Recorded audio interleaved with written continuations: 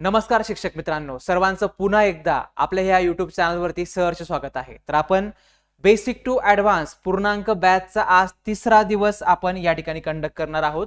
कालच आपलं हे सेशन होणार होतं, मात्र काही टेक्निकल कारणास्तव, काही तांत्रिक कारणास्तव कालचं लेक्चर होऊ शकलं नाही आणि आजही लेक्चरला डिले झालेला आहे। मात्र आपण या ठिकाणी मित्रांनो अतिशय महत्त्वाचा टॉपिक आज डिस्कस करणार आहोत।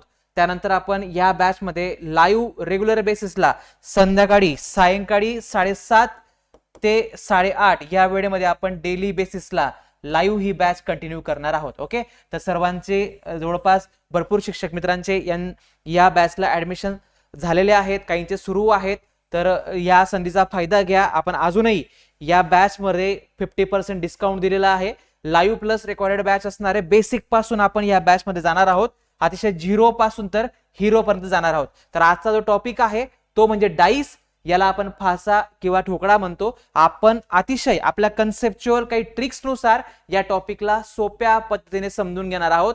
त्यानंतर मित्रांनो आपण PYQ पण जे TET ला विचारले गेले आहेत त्या PYQ चं पण अनालिसिस आपण आजच्या व्हिडिओमध्ये घेण्याचा प्रयत्न करणार आहोत। सो सुरुवात करूया आजच्या अतिशय इम्पॉर्टंट घटकाला, ज्याला आपण डाईस म्हणतो, फासा म्हणतो मराठीमध्ये। ओके, आता ह्या फास्याचे किंवा या डाईसचे दोन प्रकार असतात, ते दोघही तुम्हाला माहिती असणं गरजेचं आहे। एक जो प्रकार आहे शिक्षक मित्रांनो त्याला आपण म्हणतो स्टँडर्ड डाईस आणि दुसरा जो डाईस आहे त्याला आपण म्हणतो जनरल डाईस। ओके, आता आपण या डाईसची प्रॉपर्टी काय आहेत, या डाईसचे गुणधर्म काय आहेत ते तुम्हाला माहिती असणं गरजेचं आहे। कोणत्या डाईसला आपण स्टँडर्ड म्हणायचं, कोणत्या डाईसला आपण जनरल प्रकारामध्ये येणार आहे, अशा प्रकारे समजून घ्यायचं। त्यासाठी तुम्हाला काही कन्सेप्ट, काही प्रॉपर्टीज, काही त्यांचे गुणधर्म समजून घ्यावे लागतील। ओके, सो स्टँडर्ड डाईसला आपण मराठीमध्ये मानक फासा म्हणतो। स्टँडर्ड डाईसला आपण मराठीमध्ये काय म्हणतो, मानक फासा म्हणतो। त्यानंतर आपण जनरल डाईसला आपण मराठीमध्ये साधारण फासा म्हणतो।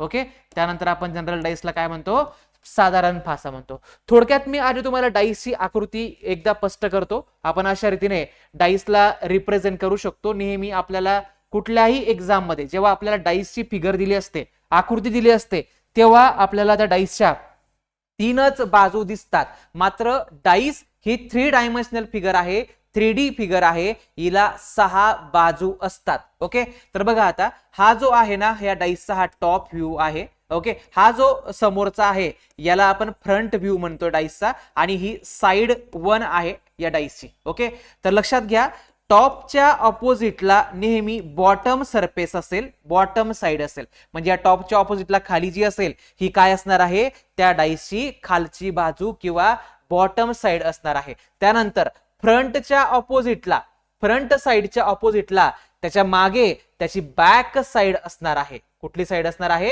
त्याची बॅक साइड असणार आहे। हे आपण या ठिकाणी समजून घेतलं पाहिजे। मग आता साइड 1 या ठिकाणी साइड 1 आहे, साइड 1 आहे। त्यानंतर साइड 1च्या त्या साइडला ऑपोजिटला काय असणार आहे, साइड 2 असणार आहे। तर अशा प्रकारे कुठल्याही डाईसला मित्रांनो या ठिकाणी 6 बाजू असतात। बाजू साइड ज्या असतात ना त्या 6 असतात। आता हे जे आहेत ना, हे कॉर्नर पॉइंट्स असतात। हे काय असतात, कॉर्नर पॉइंट असतात। आणि ही कॉर्नर पॉइंट किती आहेत, आपण जर ही काउंट केली 7 झाली, आणि तो मागचा जो असतो ना या तिघांना कनेक्ट करणारा हा 8। तर या ठिकाणी शिरोबिंदू आपण त्याला म्हणतो मराठीमध्ये। हे शिरोबिंदू ह्या कुठल्याही डाईसला हे एकूण 8 असतात। किती असतात, 8 असतात। हे पण तुम्हाला बेसिकली माहिती असणं गरजेचं आहे। त्यानंतर कुठल्याही डाईसला ह्या ज्या कडा असतात, आता कडा कुठल्या असतात, कुठल्याही 2 शिरोबिंदूंना जोडणारी ही जी लाईन आहे, ही जी रेग आहे, हिला आपण त्या डाईसचे कडा म्हणणार। ओके, आपण त्यांना कॉर्नर्स, एजेस म्हणतो, त्यांना आपण इंग्लिश मध्ये एजेस म्हणतो। These are the ages of that particular dice. Okay, तर ह्या कडा किती असतात, 1 2 3 4 5 6 7 8 9 10 11 आणि 12। तर अशा प्रकारे ह्या 12 कुठल्याही डाईसला कडा असतात। तर हे बेसिक पॉइंट म्हणजे तुम्हाला डाईस बद्दल ही एवढी माहिती असणं गरजेचं आहे। डाईस वरती आपण नंबर्सचा वापर करतो। ओके, कुठल्या नंबर्सला रिप्रेझेंट करतो आपण डाईस वरती, तुम्ही लुडो वगैरे सारखे गेम्स ऐकलेले असतील किंवा बघितलेले असतील, तर त्या ठिकाणी आपल्याला 1 ते 6 अंकांचा वापर होतो। सो या डाईस मध्ये फक्त 1 2 3 4 5 आणि 6 याच अंकांचा वापर होतो। या अंकांऐवजी काही वेळेस काय होणार आहे की आपल्याला 1 साठी 1 डॉट दिला जाईल, 2 साठी 2 डॉट दिले जातील, 3 साठी 3 डॉट दाखवले जातील, 4 साठी 4 डॉट असतील, 5 साठी 5 आणि 6 साठी 6 डॉट दाखवले जातील. मॅक्झिमम अजून कुठला बदल होऊ शकतो तर 1 साठी ए अक्षर तुम्हाला दाखवलं जाईल, 2 साठी बी अक्षर असेल, 3 साठी सी असेल, 4 साठी डी, ई 5 साठी आणि एफ या ठिकाणी 6 साठी दाखवला जाणार आहे. सो अक्षरांचा उपयोग होऊ शकतो ए पासून एफ पर्यंत, अंकांचा उपयोग होतो 1 पासून 6 पर्यंत, किंवा अंक किंवा अक्षर नाही वापरले गेले तर त्या ठिकाणी आपण डॉट्सचा वापर त्या ठिकाणी केला जातो या डाईस या फिगर मध्ये नंबर्सला किंवा त्या पर्टिक्युलर व्हॅल्यूला रिप्रेझेंट करण्यासाठी. ओके, तर बुद्धिमत्ता हा जो सेक्शन आहे टीईटी ला हा फक्त पेपर 1 साठी आहे.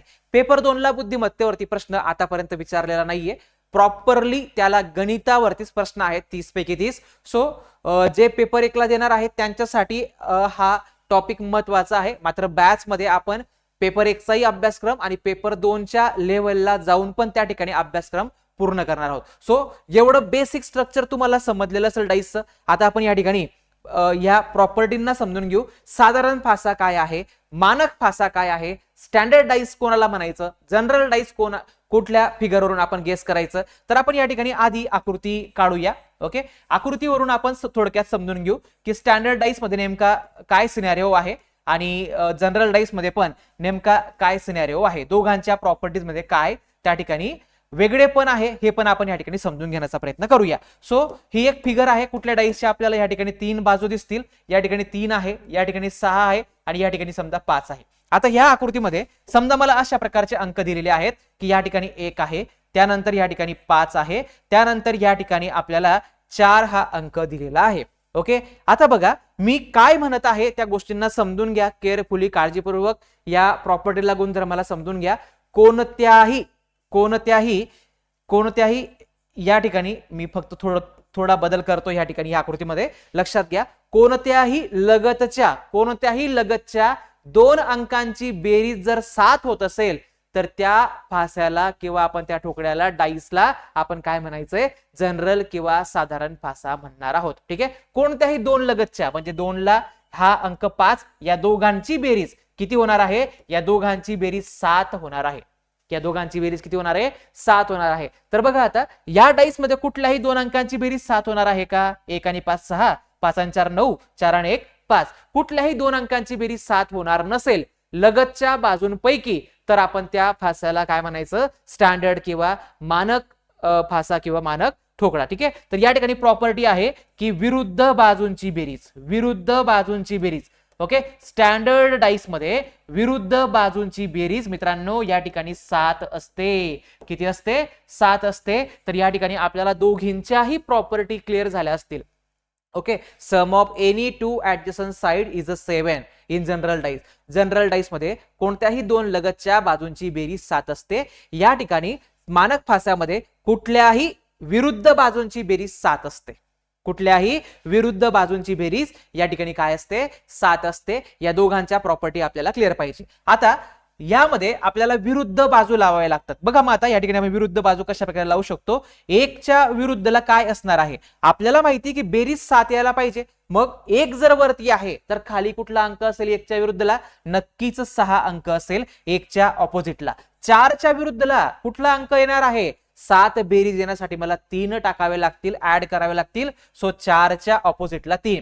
त्यानंतर या ठिकाणी 5 च्या विरुद्धला नक्कीच 2 हा अंक होऊन जाणार आहे. तर अशा प्रकारे आपण स्टँडर्ड डाईस मध्ये मानक ठोकड्यामध्ये किंवा फास्यामध्ये आपण त्या ठिकाणी विरुद्ध बाजू पटकन गेस करू शकतो 7 बेरीज ही ऍडजस्टमेंट करून. मात्र जनरल किंवा साधारण फासामध्ये आपण त्या ठिकाणी विरुद्ध बाजू एक्झॅक्टली सांगू शकत नाहीत.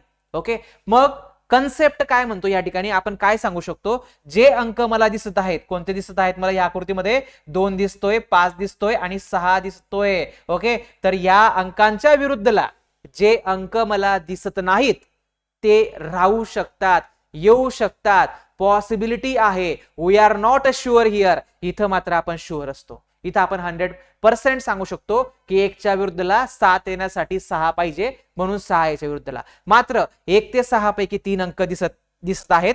कुठले दिसत नाहीयेत, 1 दिसत नाहीये. ओके, त्यानंतर 3 पण दिसत नाहीये आणि त्यानंतर 4 पण दिसत नाहीये.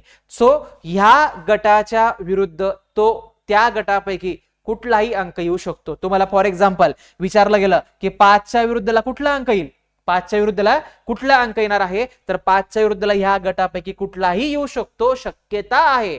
आपण त्या ठिकाणी शुअर नाहीत. तुम्हाला त्या गटापैकी या अंकाच्या विरुद्ध फॉर एक्झाम्पल 3च्या विरुद्ध कुठला अंक येणार आहे, 3च्या विरुद्ध त्याच्या आजूबाजूचे येतील का, नाही. मात्र या ग्रुप पैकी कुठलाही एक येऊ शकतो, म्हणजे 2 किंवा 5 किंवा 6 कुठलाही अंक येऊ शकतो. तर अशा प्रकारे तुम्हाला स्टँडर्ड आणि जनरल पैकी ह्या ज्या संकल्पना आहेत, हे जे कन्सेप्ट आहेत, हे सर्वांना क्लिअर होणं गरजेचं आहे. ओके, हे सर्वांना क्लिअर होणं गरजेचं आहे. चला, तर आय होप सर्वांना या ठिकाणी या गोष्टी क्लिअर झाल्या असतील, कन्सेप्ट समजल्या असतील. तर आपण पुढच्या गोष्टीकडे जाऊया. आता आपण समजून घेतलेले आहेत की स्टँडर्ड डाईस काय आहे, मानक फासा काय आहे किंवा जनरल डाईस काय आहे. तर आपण एक एक एक्झाम्पल या प्रॉपर्टीवर आधारित आपण समजून घेऊया. जसे जसे प्रकार पुढे येत जातील तशा तशा संकल्पना, तशा तशा गोष्टी तुम्हाला, कन्सेप्च्युअल ट्रिक्स तुम्हाला, लॉजिक्स तुम्हाला मी त्या ठिकाणी सांगत जाणार आहे. सो बघा, प्रश्न बघा काय म्हणत आहे. जर हा मानक फासा असेल तर 1च्या विरुद्ध काय असेल. तुम्हाला मानक फासाची मी आताच प्रॉपर्टी सांगितलेली आहे की विरुद्ध अंकांची बेरीज 7 पाहिजे. विरुद्ध अंकांची बेरीज 7 पाहिजे, म्हणजे 3च्या विरुद्धला 4, 1च्या विरुद्धला 6, 2च्या विरुद्धला 5. बस झालं काम. तुम्हाला गुणधर्म माहिती आहे, तुम्हाला कन्सेप्ट क्लिअर आहे, तुम्ही पटकन उत्तराचं सांगू शकता. सो 1च्या विरुद्धला 6 हा अंक येणार आहे. 1च्या विरुद्धला 6 अंक येणार आहे. चला आपण जाऊया पुढच्या प्रश्नाकडे. ओके, बघा या ठिकाणी पुढचा प्रश्न आहे, जर हा मानक फासा असेल तर 3च्या विरुद्धला काय येणार आहे. आता आपण चेक करूया मानक फासा आहे का. 4 आणि 6 10, 6 आणि 2 8, 2 आणि 4 6. कुठल्याही लगतच्या 2 अंकांची बेरीज 7 नसेल तर तो जनरल नाहीये, तो साधारण नाहीये, तो मानकच असेल.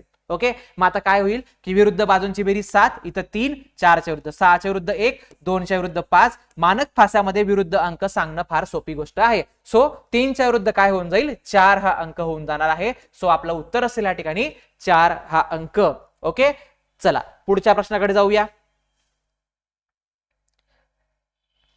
हो, नाणे वगैरे सर्व टॉपिक होतील बॅच मध्ये, काही काळजी करू नका. तुमचा एकही घटक मिस होणार नाही.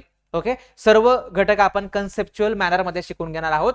या एक्झाम्पल कडे आपण जाऊया. 6च्या विरुद्ध काय आहे. 6च्या विरुद्धला आपल्याला बघायचंय. तर बघा आता, कुठल्याही 2 अंकांची बेरीज 7 आहे का. यस आहे. 4 मध्ये आपण 3 ऍड केले तर आपल्याला ह्या ठिकाणी बेरीज 7 होत आहे. किती होत आहे, 7 होत आहे. आणि जर बेरीज 7 असेल तर हा डाईस कुठला आहे, हा डाईस जनरल आहे.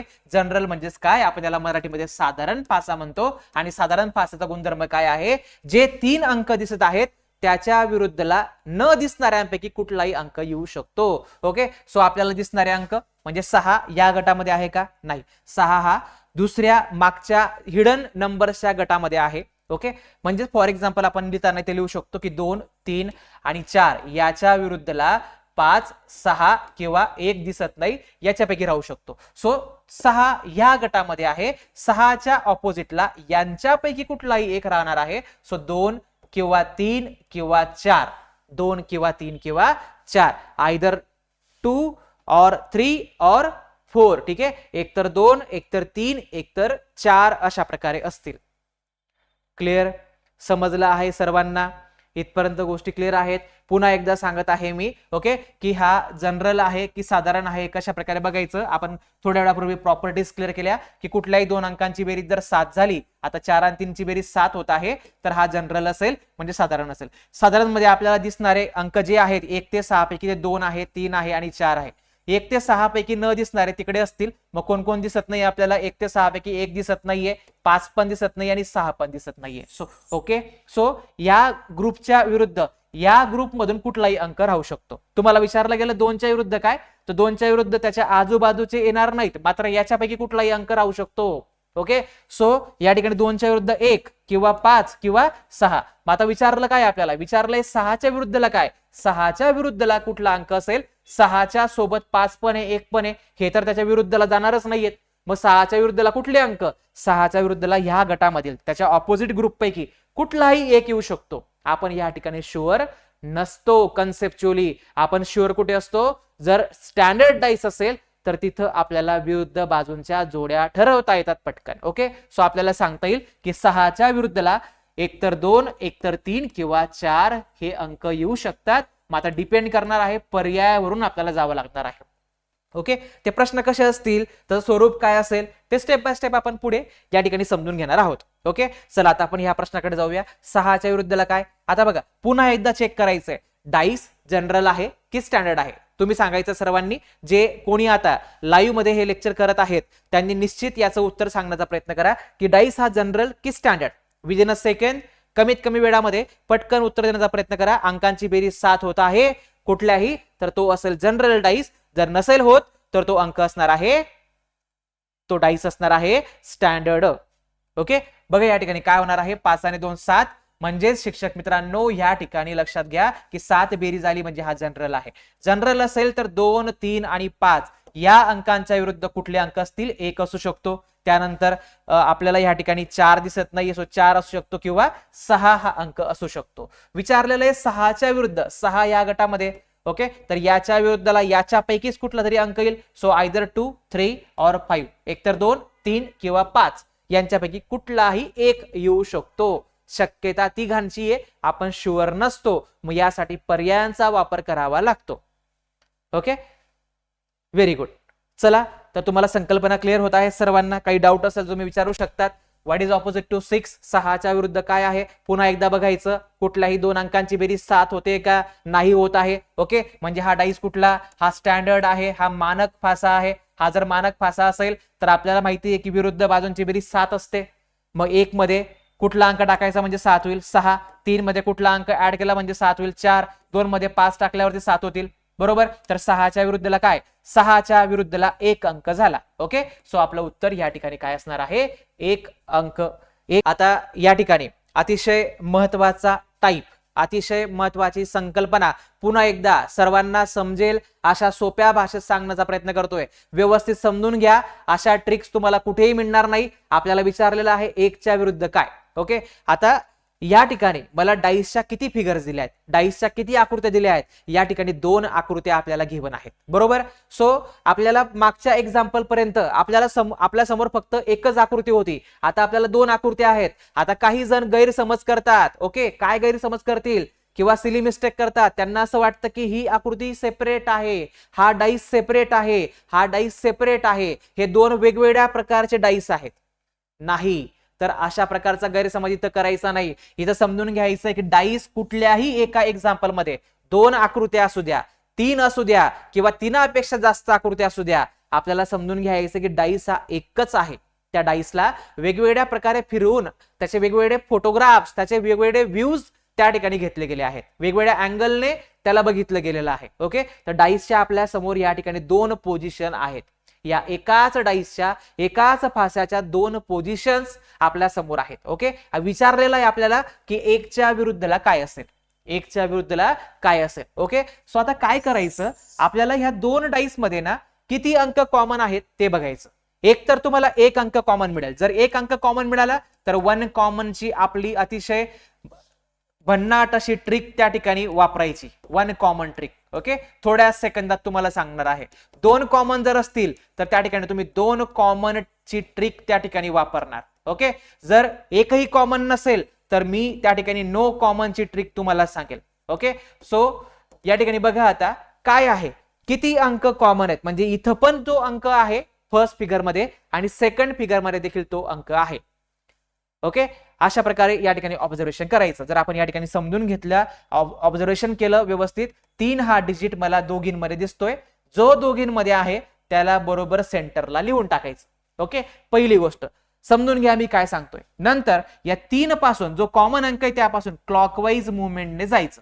क्लॉकवाईज मुवमेंटने जायचं. क्लॉकवाईज म्हणजे काय, घड्याळाचे काटे ज्या दिशेने फिरतात त्या दिशेला, म्हणजे उजवीकडे रोटेशन घ्यायचं. ओके, मग 3 पासून गेलो मी उजवीकडे, मला पहिल्यांदा कुठला अंक लागतोय 5, तो लिहून टाका. त्यानंतर शेवटी मला कुठला अंक येतोय 1, तो लिहून टाका. त्यानंतर या ठिकाणी पुन्हा दुसऱ्या डाईस मध्ये पण कॉमन पासूनच सुरुवात करायची आणि पुन्हा उजवीकडे जायचं, क्लॉकवाईजच मुवमेंट घ्यायचं. ओके, 3 पासून कुठला अंक लागला, 2 लागलेला आहे. त्यानंतर कुठला अंक आहे, 4 अंक लागलेला आहे. बरोबर. सो अशा प्रकारे आपल्याकडे हे अंक ही मांडणी झाल्यानंतर काय करायचं आहे की 1च्या विरुद्धला 4, 5च्या विरुद्धला 2 आणि या 3च्या विरुद्ध असा अंक असतो, या 3च्या विरुद्धला असा अंक असतो की जो दोघही फिगर मध्ये मिसिंग असतो, दोघही फिगर मध्ये नसतो 1 ते 6 पैकी. ओके. जो अंक रिपीट दिसतो ना त्याच्या विरुद्ध असा अंक असतो की जो दोघही फिगर मध्ये नसतो. एक संकल्पना लक्षात ठेवा, एक कन्सेप्ट लक्षात ठेवा, विरुद्ध अंक एक सोबत कधीच दिसत नाहीत. विरुद्ध अंक एक सोबत कधीच दिसत नाही. हा जर वरती आहे तर खालचा याच्या सोबत दिसेल का? नाही. हा जर समोर आहे तर याच्या मागचा विरुद्ध याच्या समोर कधीच दिसणार नाही. विरुद्ध हे विरुद्धच पाहिजे, एक वरच्या टोकाला तर एक खालच्या टोकालाच पाहिजे. ओके. सो विरुद्ध अंक कुठला असेल याच्या तर आपण या ठिकाणी समजून घेऊया. 6 दिसत नाहीये, सो 3च्या विरुद्धला 6 अंक घेतला जाईल.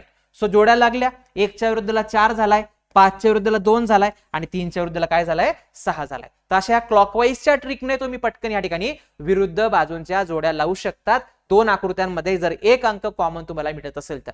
आहे की नाही सोपं काम? एकदा समजून घेतल्या गोष्टी की आपल्याला सोप्या जाणार आहेत. रिझनिंग आणि मॅथ्स याचं टेन्शन घेऊ नका अजिबात. ओके. याची सर्व जबाबदारी माझ्यावरती सोडा. मी ज्या ज्या गोष्टी तुम्हाला सांगणार आहेत त्या परफेक्टली करा. एक एक लेक्चर समजून घ्या, एक एक टॉपिक क्लिअर करा, संकल्पना क्लिअर केल्या. आपण जे PYQ तुम्हाला डिस्कस करणार ते तुम्ही समजून घेतले म्हणजे तुम्हाला 100% तुम्ही पैकीच्या पैकी मार्क्स पर्यंत जाण्याचा प्रयत्न करणार आहात.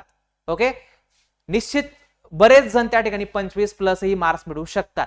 ओके. माझ्या नियोजनाने जर तुम्ही गेलात तर आपण या ठिकाणी अशा प्रकारे या ट्रिक्स वापरू शकतो. पुन्हा एकदा सांगत आहे, कॉमनला टार्गेट केलं, त्या 3 पासून पहिल्यांदा काय आलं? 5, त्यानंतर पुन्हा पुढे 1, त्यानंतर या 3 पासून काय येणार आहे? क्लॉकवाईज 2, त्यानंतर 4, 4च्या विरुद्धला 1, 5च्या विरुद्धला 2, उरला काय? 3च्या विरुद्धला 6. झालं का? ठीक आहे. एवढंच फक्त आपल्याला करायचंय. विचारायला प्रश्न आहे 1च्या विरुद्धला काय? 1च्या विरुद्धला 4 हा अंक आहे.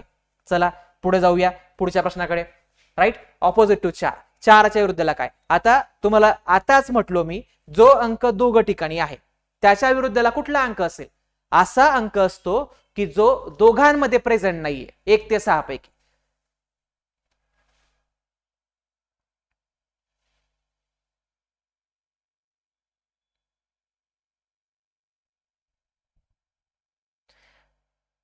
विनायक सर, ती प्रॉपर्टी आहे स्टँडर्डाइजची.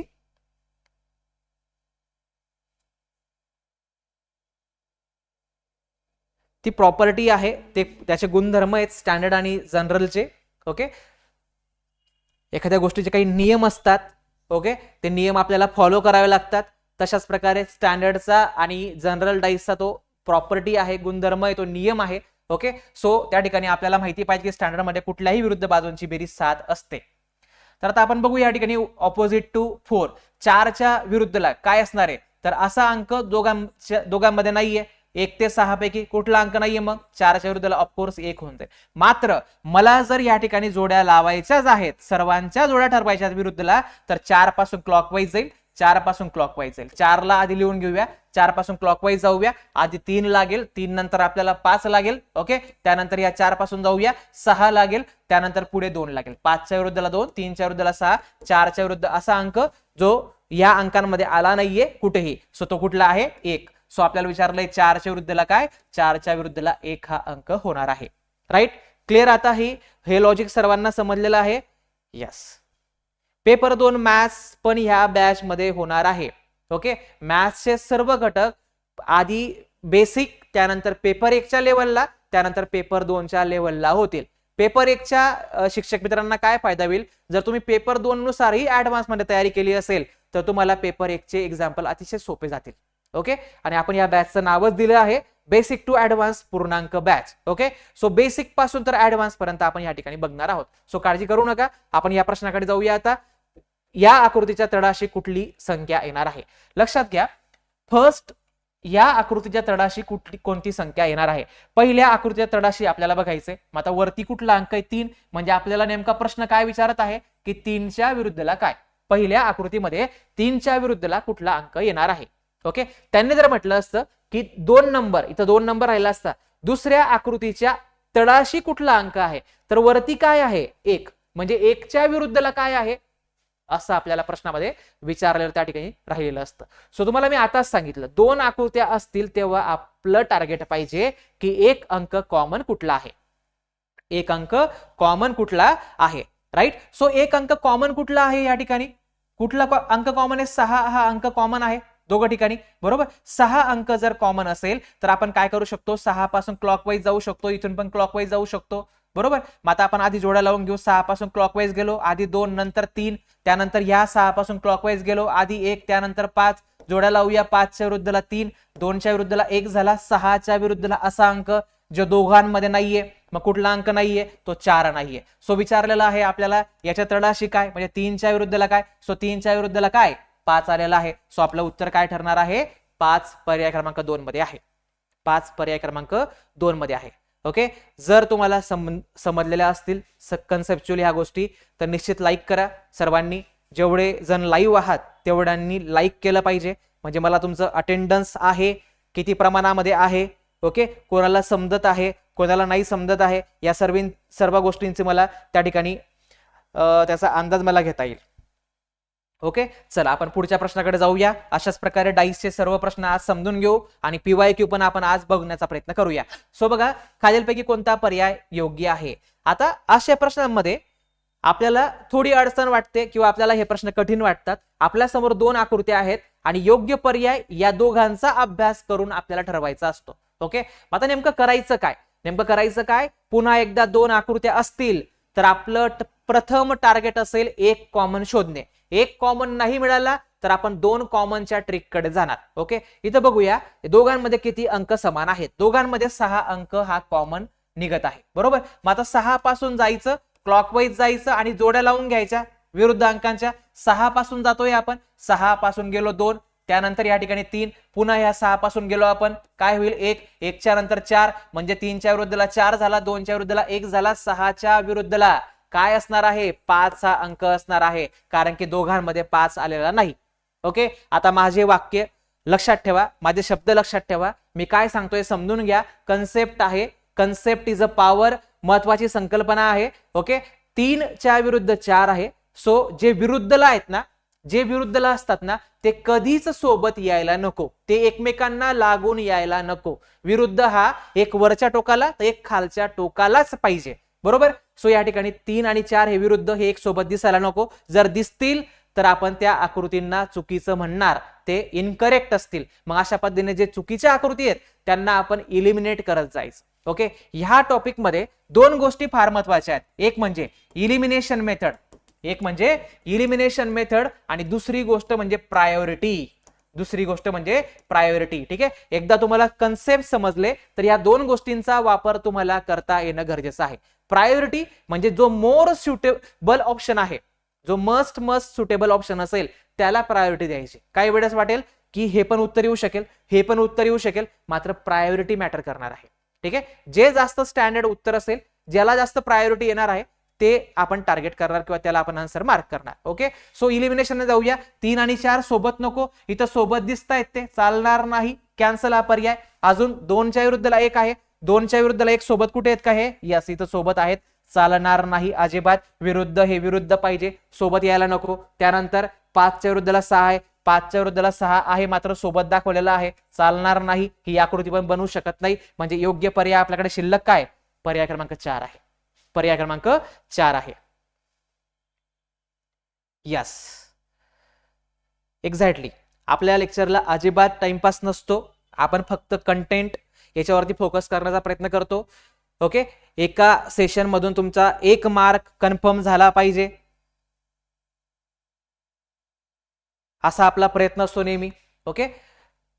एंटरटेनमेंट साठी किंवा टाइमपास साठी बरेच तुमच्याकडे अवेलेबिलिटी आहे, बरेच युट्यूब वरती सोर्सेस आहेत, तुम्ही त्याचा वापर करू शकतात. मात्र तुम्ही इथं गणित शिकायला आलेले आहात. ओके. सो आपण त्या गोष्टीलाच फोकस करून नेहमी देण्याचा प्रयत्न करतो. सोच त्याच्यामुळेच भरपूर महाराष्ट्रामधील शिक्षकांचा आपल्याला चांगल्यापैकी या ठिकाणी रिस्पॉन्स मिळतोय.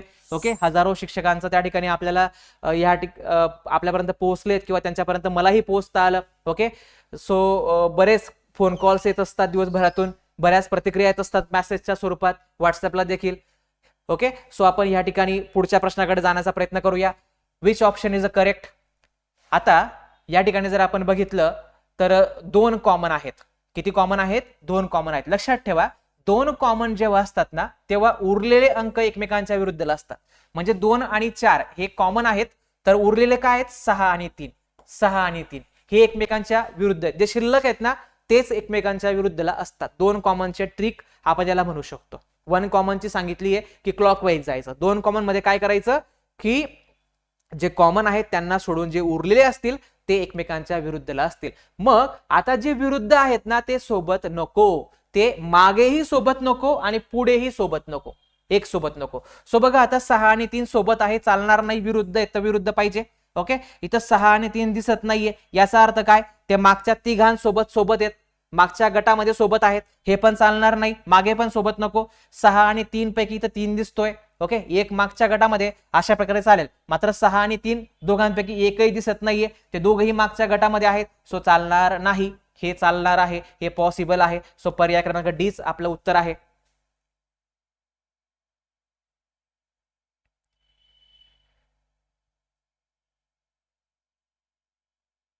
यस यस दीपक सर, खूप खूप आभार आपले देखील की तुम्ही व्यक्त झालात, चॅटबॉक्समध्ये तुमची प्रतिक्रिया दिली. ओके, बऱ्याच जणांना अशा पद्धतीने फायदा झालेला आहे. केंद्र प्रमुखची परीक्षा असू द्या, कुठलीही परीक्षा असू द्या, आपण प्रत्येक एक्झामसाठी अशा प्रकारचे लेक्चर्स कंडक्ट केले, बॅचेसमध्ये घेतलेले आहेत आणि त्यानंतरच बऱ्याच जणांना तशा प्रकारचे रिझल्टही मिळालेले आहेत. सो 2च्या विरुद्ध काय, 2च्या विरुद्ध काय आहे लक्षात घ्या. या ठिकाणी पुन्हा एकदा कॉमन शोधायचा. कॉमन कुठला डिजिट आहे? ओके, इथं एकही डिजिट कॉमन नाहीये. सो जेव्हा कॉमन नसेल तेव्हा डाईसच्या प्रॉपर्टीकडे पुन्हा जायचं. मग प्रॉपर्टी कुठल्या डाईस कडे सांगितलेल्या आहेत? स्टँडर्ड डाईस किंवा जनरल डाईस. मग बघायचं हा डाईस कुठला आहे, हा स्टँडर्ड आहे की जनरल आहे. 4 आणि 6 10, 6 आणि 2 8, 2 आणि 4 6, 7 बेरीज नाही आली म्हणजे हा स्टँडर्ड आहे. पहिला डाईस जर स्टँडर्ड आला, दुसरा पण स्टँडर्डच येणार आहे, असं होणारच नाही. पेपर सेटर पण जो असतो त्याच्या पण संकल्पनात्मक गोष्टी क्लिअर असतात, तो अशा प्रकारे सिली मिस्टेक करणारच नाही. पहिला स्टँडर्ड डाईस असेल तर दुसरा पण स्टँडर्ड असेल, पहिला जनरल असेल तर दुसरा पण जनरल असतो. ठीक आहे, सो प्रॉपर्टी वापरायची. स्टँडर्ड आला म्हणजे काय, विरुद्ध बाजूंची बेरीज 7 पाहिजे. सो 2च्या विरुद्धला 5, 6च्या विरुद्धला 1 आणि 4च्या विरुद्धला 3. ओके, सो अशा पद्धतीने विचारलेलं काय, 2च्या विरुद्धला कुठला अंक, 2च्या विरुद्धला 5 हा अंक येणार आहे. सो अशा पद्धतीने नो कॉमनची ट्रिकही सांगितली. आता सांगा मला या ठिकाणी 6च्या विरुद्धला काय येणार आहे. सो आपण पहिल्याने बघायचं डाईस कुठला, स्टँडर्ड की जनरल. 6 आणि 1 7 होतील. सो 7 बेरीज झाली म्हणजे समजायचं की जनरल आहे. पहिला डाईस जर जनरल निघाला, दुसरा पण जनरलच पाहिजे. 4 आणि 3 7, 4 आणि 3 7 या ठिकाणी आपल्याला दिलेला आहे. ओके, सो अशा पद्धतीने आपल्याला बेरीज 7 झाली म्हणजे जनरल आहे. जनरल डाईस मध्ये काय होणार आहे, पहिल्या गटाच्या विरुद्ध दुसरा गट असतो, दिसणारे अंक हे 1 2 6, याच्या विरुद्धला 3 4 5 हे असतील. ओके, विचारलेलं आहे 6च्या विरुद्धला काय, 6 कोणत्या गटामध्ये ते बघायचं. 6 या गटामध्ये, त्याच्यासोबत ते त्याच्या विरुद्ध म्हटले जाणार नाहीत. मग 6च्या विरुद्धला काय, 6च्या विरुद्धला एकतर 3 एकतर 4 एकतर 5 यांच्यापैकी शक्यता आहे, यांच्यापैकी शक्यता आहे. राईट, चला तर पुढे जाऊया आपण. 2पेक्षा जास्त आकृती आहेत, 2पेक्षा जास्त आकृत्या पण असतील तेव्हा एक कॉमन शोधायचा. कुठल्या दोघांमध्ये एक कॉमन मिळतो तेच टार्गेट ठेवायचं. पहिल्या आणि तिसऱ्यामध्ये बघा, पहिल्या आणि दुसऱ्यामध्ये बघा.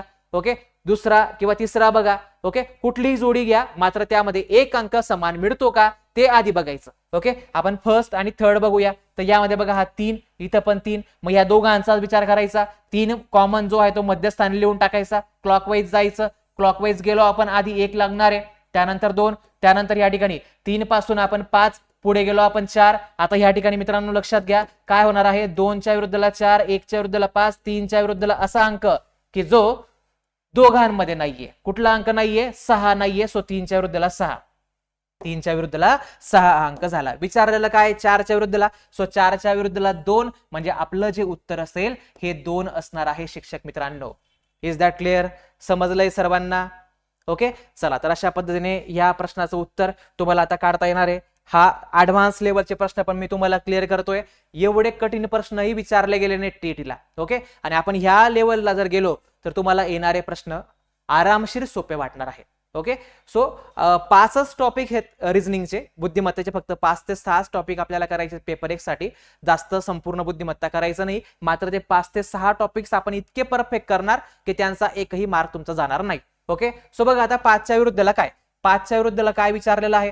सो आपण जर बघितलं या ठिकाणी एक कॉमन कुठल्या दोघांमध्ये मिळेल, असं टार्गेट ठेवायचं. इथं 1 आणि 2 कॉमन, 1 आणि 2 कॉमन म्हणजे 3च्या विरुद्धला 6 होऊन जाईल.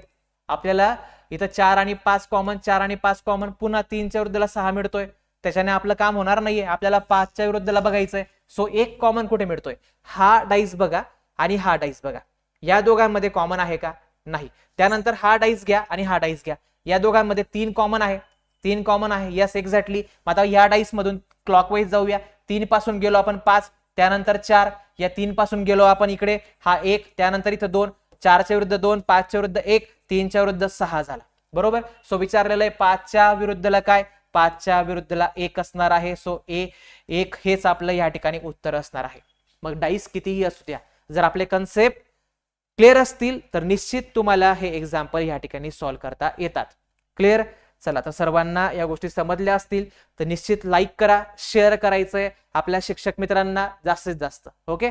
तर आपण आता पुढचा कन्सेप्ट हा ओपन डाईसचा बघणार आहोत. टीईटी परीक्षेला विचारण्यात आलेला महत्वाचा कन्सेप्ट, महत्वाचा डाईस या टॉपिक मधील प्रकार, तो आपण या ठिकाणी क्लिअर करूया. आता आतापर्यंत जे एक्झाम्पल बघितले त्यामध्ये क्लोज्ड आकृत्या होत्या, क्लोज्ड डाईस होते. ओके. आता मी या डाईसला जर ओपन केलं तर 6ही बाजू ओपन होतील, 6ही बाजू ओपन होतील आणि डाईसच्या आपल्याला अशा प्रकारच्या काही आकृत्या दिसतील. डाईसच्या आपल्याला अशा प्रकारच्या काही आकृत्या दिसतील. फॉर एक्झाम्पल आपण सेकंड आकृतीकडे जाऊया. अशा प्रकारच्या काही आकृत्या आपल्याला दिसतील. मग यांच्यामध्ये पण तुम्हाला विरुद्ध त्या ठिकाणी लावता येणं गरजेचं आहे. सो काय करायचं आहे शिक्षक मित्रांनो, या ठिकाणी अल्टरनेटचा कन्सेप्ट वापरायचा. काय म्हणत आहे मी, अल्टरनेट जायचं, एक आड एक जायचं, म्हणजे तुम्हाला या ठिकाणी विरुद्ध जोड्या लावता येतील. जेव्हा तुम्ही या ठिकाणी ह्या पेपरला फोल्ड करून याचा डाईस बनवण्याचा प्रयत्न करणार तेव्हा बरोबर अल्टरनेट जो अंक आहे तोच एकमेकांच्या विरुद्धला येतो. तुम्ही वाटल्यास प्रॅक्टिकली ह्या गोष्टी ट्राय करून बघाल. ओके. सो या ठिकाणी 1च्या विरुद्धला 5 ठरेल, 2च्या विरुद्धला 4 जाणार आहे आणि 6च्या विरुद्धला 3 जाणार आहे. सो आपण इथे लिहून घेऊया 1च्या विरुद्धला 5, त्यानंतर 2च्या विरुद्धला 4, 6च्या विरुद्धला 3. तर अशा प्रकारे जोड्या लागल्या. 4च्या विरुद्धला विचारलेला आहे. सो आपलं उत्तर या ठिकाणी 2. राईट. चला आपण जाऊया पुढे, पुढच्या प्रश्नाकडे. आता या ठिकाणी पुन्हा तशाच लॉजिकने जाऊया. 1च्या विरुद्धला 3, 4च्या विरुद्धला 6, 5च्या विरुद्धला 2, 3च्या विरुद्धला काय, 3च्या विरुद्धला ऑफकोर्स 1 होऊन जाणार आहे अल्टरनेट मध्ये. राईट. सो पुढच्या प्रश्नाकडे जाऊया. लक्षात घ्या या ठिकाणी आता काय विचारलेलं आहे, आपल्याला 1च्या विरुद्धला विचारलेलं आहे. सो बघा आपण काय करू शकतो, 2च्या विरुद्धला 4 लिहून टाकू आपण या ठिकाणी. अल्टरनेट मध्ये मला मिळाला. आता या प्रश्नामध्ये तुम्हाला थोडं कन्फ्युजन होऊ शकणार आहे. लक्षात घ्या, आधी आपण या 3च्या विरुद्धला कुठला अंक येईल ना त्याचा विचार करूया. ओके. 3च्या विरुद्धला कुठला अंक येईल बरं, अल्टरनेट मध्ये जायचंय, मात्र हे अल्टरनेट मध्ये कुठलाही अंक मिळत नाहीये. आता आपण विचार करूया, म्हणजे एकमेकांना लागून असणारे अंक जे असतात ना ते विरुद्धला नसतात. सो 3ला 1 लागून आहे, 3ला 5 ही लागून आहे, हा पॉइंट सांगतो आपल्याला काही लागून एकमेकांना. ओके. 4 ही लागून आहे, म्हणजे 3 पासून लांब कुठला आहे 6. सो 3च्या विरुद्धला 6 होऊन जाईल. मग आता उरलेले अंक कुठले आहेत, 1च्या विरुद्धला 5, 1च्या विरुद्धला 5. राईट. सो या ठिकाणी आपल्याला 1च्या विरुद्धला काय येणार आहे, तर 1च्या विरुद्धला 5 हा अंक येणार आहे. तर अशा प्रकारे हे ओपन डाईसचे क्वेश्चन आपल्याला सोडवता येतात. टीईटी पेपर 1 2021 ला आलेला हा PYQ विचारलेला आहे. शेजारील घडणीवरून तयार होणाऱ्या इष्टिका चिती आकाराच्या पेटीच्या ए च्या विरुद्ध पृष्ठावर कोणते अक्षर असेल. मग सांगा आता, ए च्या अल्टरनेट मध्ये काय, सी. ए च्या विरुद्धला काय ठरेल, सी ठरेल. बी च्या अल्टरनेटला काय, डी. ओके. आता उरलेल्या गोष्टी एकमेकांच्या विरुद्ध असतात, म्हणजे एफ च्या विरुद्धला काय, ई होऊन जाईल. आपल्याला ए च्या विरुद्धला विचारलंय, सो सी म्हणजे पर्याय क्रमांक 3 हे तुमचं उत्तर ठरणार आहे. आहे की नाही सोपं काम. ओके. असे प्रश्न आता चुकतील का आपले, नाही. कन्सेप्ट संकल्पना एकदा क्लिअर केल्या तुम्हाला डाईस या टॉपिकचा मार्क जाणार नाही. राईट. चला आपण पुढच्या PYQ ला समजून घेऊ. पुन्हा एकदा विचारलेला प्रश्न आहे, काय म्हणतात हे, एफ च्या विरुद्धला सांगा. आता एफ बघा कुठे आहे, एफ इथं आहे. आपल्याला अल्टरनेट मध्ये काय काय मिळतं, ए च्या विरुद्धला सी मिळतो, बी च्या विरुद्धला डी मिळतो. मग उरलेल्या गोष्टी काय, एफ च्या विरुद्धला काय, ई. म्हणजे एफ च्या विरुद्धला ई अक्षर झालंय. सो पर्याय क्रमांक 4 याचं उत्तर पाहिजे. बरोबर आहे की नाही. ठीक आहे. तर याचं उत्तर काय झालं, पर्याय क्रमांक 4 झालं. तर अशा प्रकारे हे सिंपल डाईसचे प्रश्न तुम्हाला सोपे जातील. अशा प्रकारचा पुन्हा प्रश्न विचारला गेला तर निश्चित सोपा तुम्हाला जायला पाहिजे. राईट. सो आता आपण या ठिकाणी या प्रश्नाला सॉल्व्ह करण्याचा प्रयत्न करूया. आता या डाईस पासून योग्य ती आकृती कोणती बनू शकते, या 4 पर्यायांपैकी पैकी कुठला पर्याय या ठिकाणी योग्य असेल हे तुम्हाला शोधायचं आहे. मग प्रथम काम काय करायचं की विरुद्ध बाजू ठरवून घ्यायच्या अल्टरनेट मध्ये. सो या डॉलर या सिम्बॉलच्या विरुद्ध हा हॅशटॅग येणार आहे. त्यानंतर पर्सेंटेजच्या विरुद्ध कॉपीराइट येणार आहे. पर्सेंटेजच्या विरुद्ध कॉपीराइट हा सिम्बॉल येणार आहे.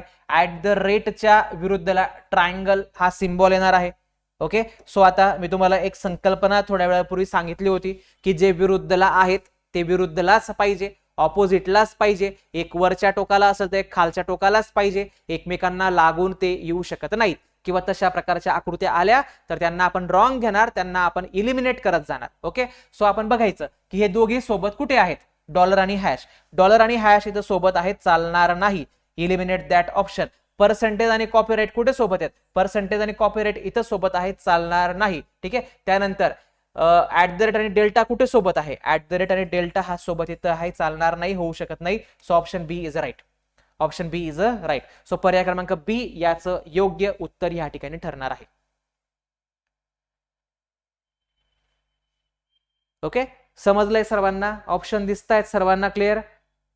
तुमच्या मोबाईलमध्ये क्लॅरिटी वाढवा. त्या ठिकाणी आपल्याला पिक्सेल वाढवता येतात, 360, 720, 480 अशा ऑप्शन असतात, ती वाढवा. ओके. तुम्हाला क्लॅरिटी दिसेल.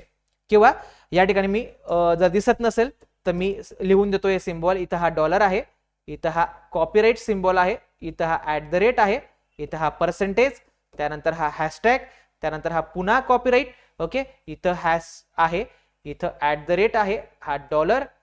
ओके. @ Dollar and triangle. ठीक आहे. तर अशा प्रकारचे हे आपल्याला ऑप्शन इथं दिलेले होते. पुढचा प्रश्न त्याच पॅटर्न वरती आधारित आहे. हा प्रश्न मी तुम्हाला होमवर्क ठेवतोय. आजच्या लेक्चर मधून तुम्हाला काय घेता आलं आहे, काय तुम्हाला समजलेले आहेत, ओके, या गोष्टींचा अभ्यास करा. थोडक्यात हे लेक्चर पुन्हा एकदा रिपीट बघून घ्या. युट्यूब वरती हे लेक्चर असणार आहे काही दिवस. त्यानंतर हे बॅचच्या स्टुडंटला, बॅचच्या शिक्षक मित्रांना त्या ठिकाणी अवेलेबल होणार आहे. किंवा याचा जो पुढचा नेक्स्ट पार्ट असेल तो पण तुम्हाला समजून घेता येईल सोप्या पद्धतीने, जर तुम्ही हे बेसिक सर्व गोष्टी आज समजून घेतल्या असतील तर.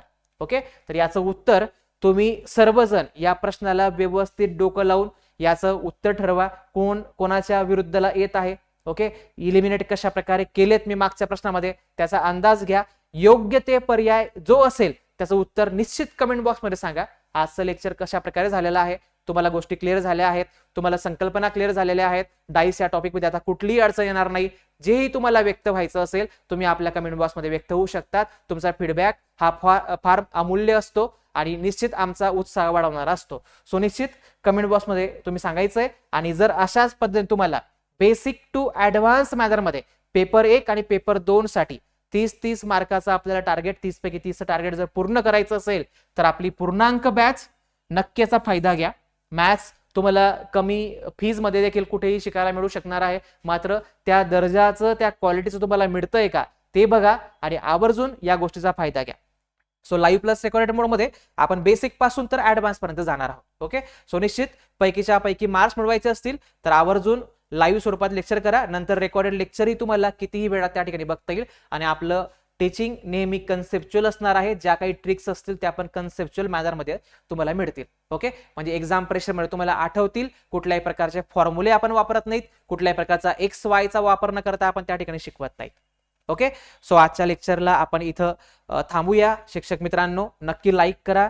तुमच्या मित्र मैत्रिणींना नक्कीच आजच्या व्हिडिओची लिंक शेअर करा. मागचे दोघेही लेक्चर त्यांना पाठवा. ऍपची लिंक डिस्क्रिप्शन बॉक्स मध्ये दिलेली असते, तिथून ऍप्लिकेशन डाउनलोड करू शकतात. ओके. तुम्हाला काही क्युरी असेल निश्चित तुमचं नाव, शहर पाठवा. ओके. या नंबरवरती तुमचे डाऊट्स असतील पाठवा. तुम्हाला वेगवेगळ्या लेक्चरची लिंक पाहिजे असतील, त्याचे अपडेट्स पाहिजे असतील तर आपल्या टेलिग्राम चॅनलला जॉईन करायला विसरू नका. तुम्ही नवीन असाल चॅनलवरती तर पुढच्या लेक्चरचा आस्वाद घेण्यासाठी आजच आपल्या चॅनलला या ठिकाणी सबस्क्राईब करून घ्या. ओके. सो थांबूया, आज इथंच थांबूया. आजची सेवा इथंच समाप्त करूया. नेक्स्ट लेक्चरला लवकरच भेटूया. धन्यवाद. Thank you so much and best of luck to all of you.